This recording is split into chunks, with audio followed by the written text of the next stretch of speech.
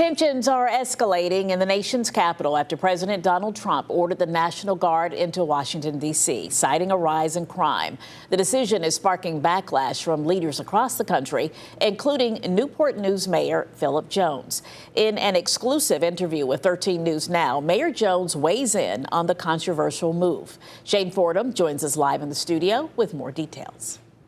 That's right, Janet. Mayor Jones is speaking out against President Donald Trump for his recent decision to deploy the National Guard to Washington, D.C. in response to what the president is calling a rise in crime in the city. Now, Mayor Jones calls this move by President Trump an unnecessary and dangerous overreach into local governance.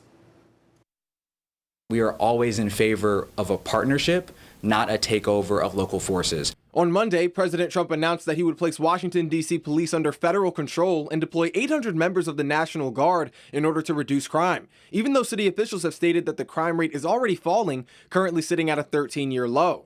This is Liberation Day in D.C., and we're going to take our capital back. We're taking it back. Newport News Mayor Phillip Jones says there's a time and place to deploy the National Guard, and this isn't one of them. Quite honestly, if I recall, a few years ago, there was an incident on January 6th.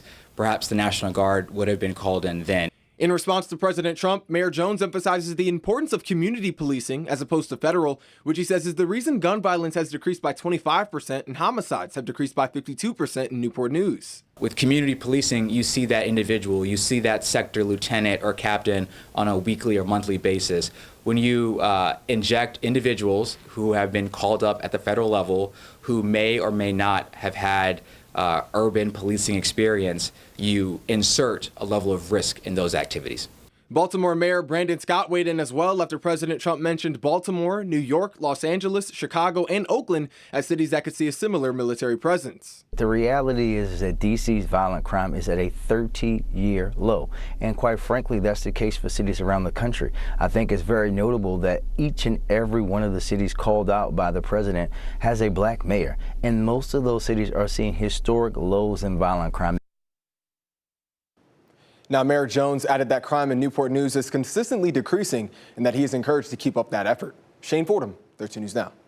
All right, Shane, thank you. And the National Guard arrived in D.C. on Tuesday under the Home Rule Act after President Trump declared a crime emergency despite falling crime rates in the city.